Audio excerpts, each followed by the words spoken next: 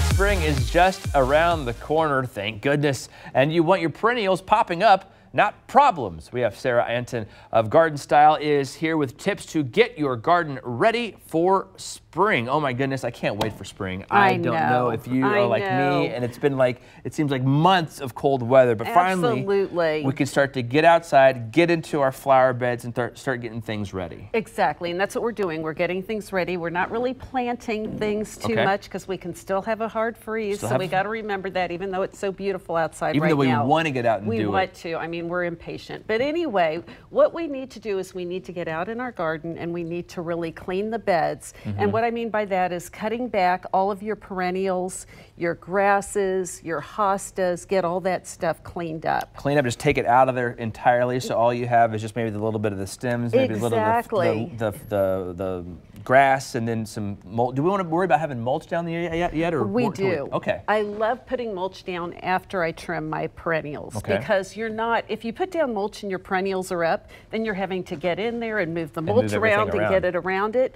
Now you can just, after you trim back your perennials, just take your mulch, lay it over, and it's good to go. So good. Step one, clean up those beds, and even if you want to, you can put some mulch down. Okay. Exactly. Good now, to know. Before we put the mulch down, I want to put down something called Preemergent. Oh, yes. So Preemergent is something that prevents the weeds from coming up in our garden. We don't want that. No, we don't. If we can prevent it, it's just wonderful. Preen has come out with something called an extended weed control, and this is 6 months.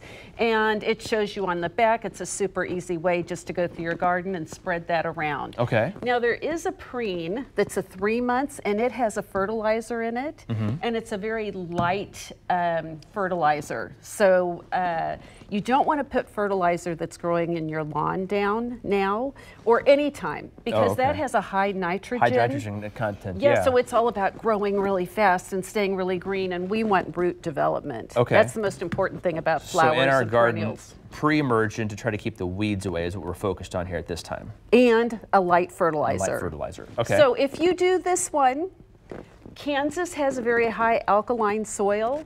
I will come in with my own fertilizer and use something that's organic and natural. Oh, okay. So this is something that I really like this time of year. Hollytone. Hollytone, yes. Interesting, okay. Yeah, so we've removed all the dead leaves, we've cleaned our garden, we've put down our pre-emergent, we've put down our fertilizer, and then we mulch. And then we mulch, okay. And then we mulch. I missed a few steps there. I'm glad that you filled us in on what all we should do. Now you talked specifically about this one. We want to make sure we don't use the fertilizer from our grass on our flowers because specifically for that high nitrogen content. Exactly. Right? Okay. Exactly. So, and then on that mulching, once we get mulching down, what are some steps after that? I mean, how do we know when we can go ahead and start planting? Okay. I know it's probably a tricky question. Okay, so perennials you can do now.